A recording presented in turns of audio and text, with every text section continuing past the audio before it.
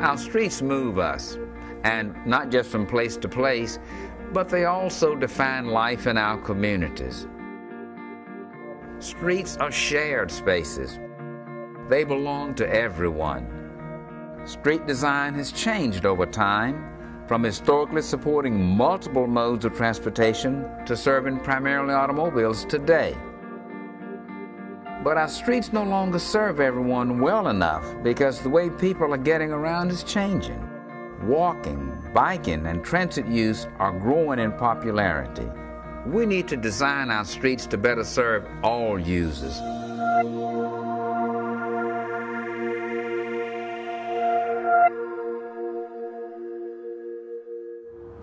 A complete street is a street that takes into consideration all the users of the street. And in a particular context, how do you accommodate those users? How can you build the elements into the street that will be of benefit to those users, will bring value to the neighborhood, stimulate economic activity, and basically make the street someplace where people want to be.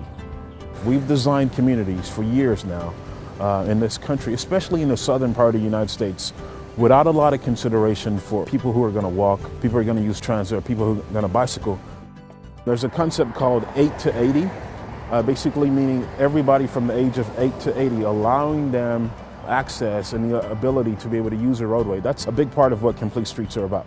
Complete Streets is really a commitment that a community makes to change the way that it looks at and uses its street infrastructure.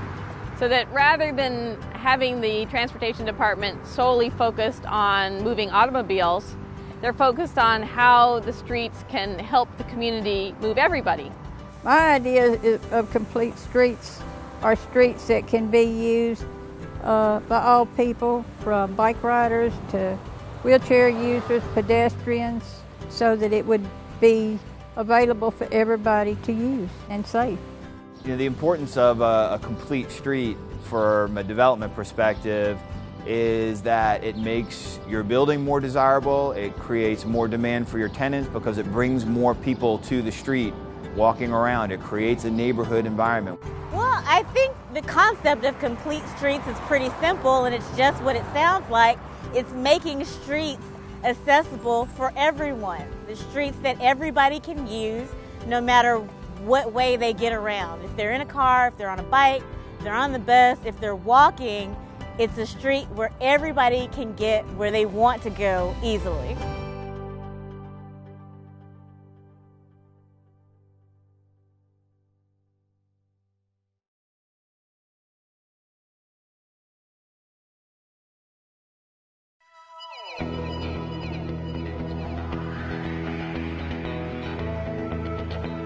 To actually make complete streets work in communities, the first step is having a policy. So having a policy means that you've established something that will stick, not only for a short term, but potentially a long term. When you think of policy, you think of words. And words are very, very important in charting a direction, and creating a vision, and creating a picture of where you want things to go. And so when developing the Complete Streets policy, we had to take into consideration what do we want Memphis to be like 20, 30, 40, 50 years from now. Complete Streets is really a policy approach where you're changing the fundamental way that you're doing your transportation infrastructure. And the important thing there is that transportation is a big investment in a community. There's a lot of money being devoted to maintaining roads and changing road infrastructure, and those funds should really help create a better community. So in order to have a complete street, it's not just about getting a street built, it's about maintaining a street. So maintenance is a constant issue. That has to be part of the initial plan and part of the initial vision is how is the street going to be maintained for the long term.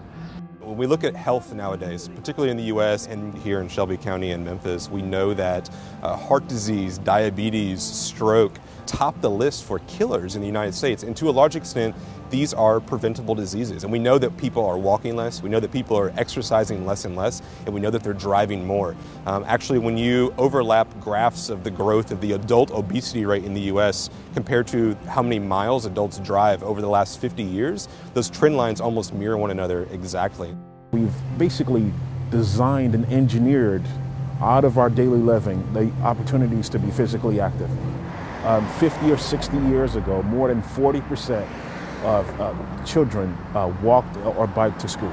Those numbers in a lot of communities now are below 10%.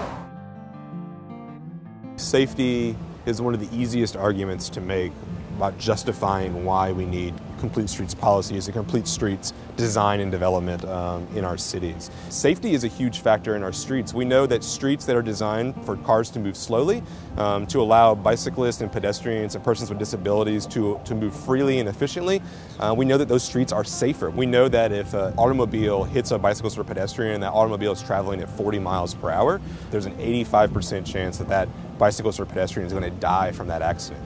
We also know that if we reduce the speed just by 10 miles per hour, there's an 80% chance that that bicyclist or pedestrian will survive that accident. So it's a dramatic safety benefit from just a minor change in speed. We on average have somewhere around 400 pedestrians hit every single year, and about a quarter of those accidents result actually in a fatality of a pedestrian here.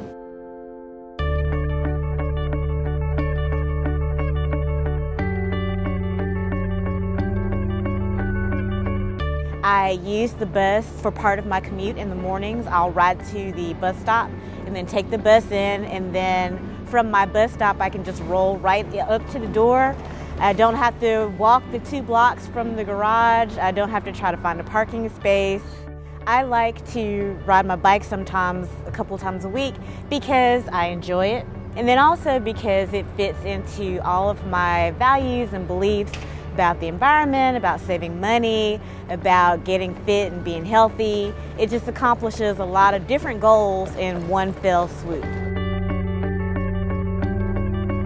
I've definitely noticed a big difference. Since they put the bike lanes in, traffic has slowed down a lot, and there are a lot more bikers on the road. And I think it also makes it feel safer to be a pedestrian in the area too, just because the cars aren't flying by like they really used to. I have to ride on city streets because I have to go from point A to point B. I have to go from, my job to my house. And I can't always ride on a protected bicycle lane when especially there's not one.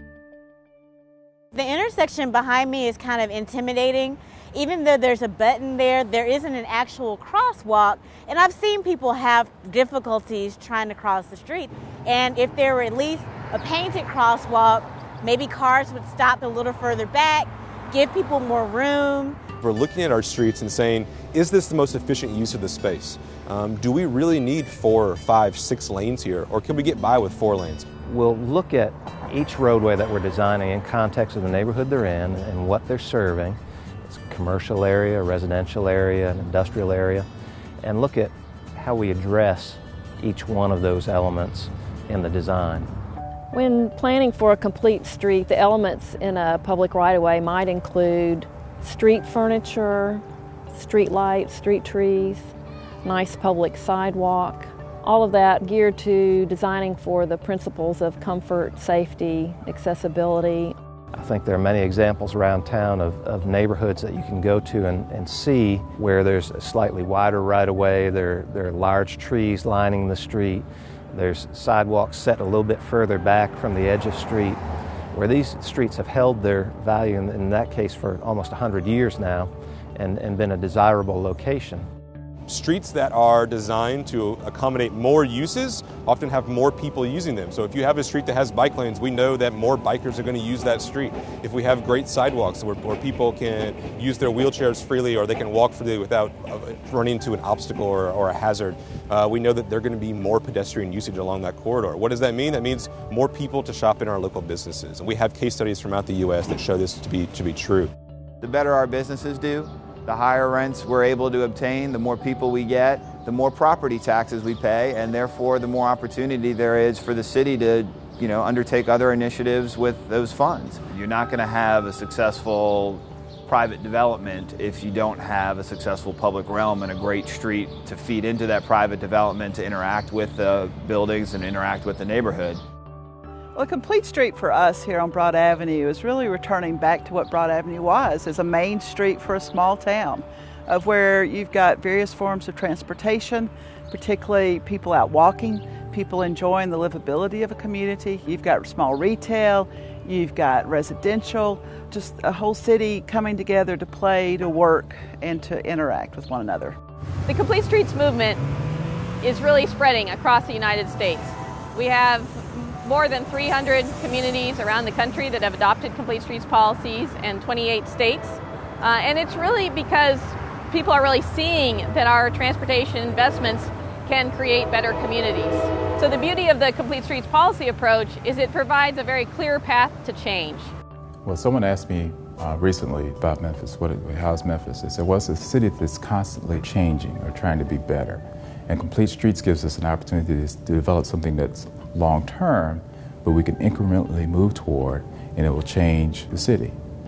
So as we move forward over the next few years and over the longer term, 30, 40 years hence, we need to look at what types of things we need to do to make our city sustainable, and part of that is Complete Streets. Our Complete Street initiatives focuses on our Sustainable Shelby Plan, which emphasizes the use of our infrastructure in the community, but also the importance of healthy lifestyles and economic development.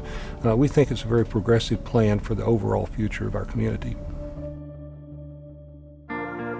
Streets take you from point A to point B, but the street in and of itself is a destination. And that's one of the things that if we design complete streets, we're going to better serve everybody in all our neighborhoods. Strong neighborhoods, strong communities make strong cities.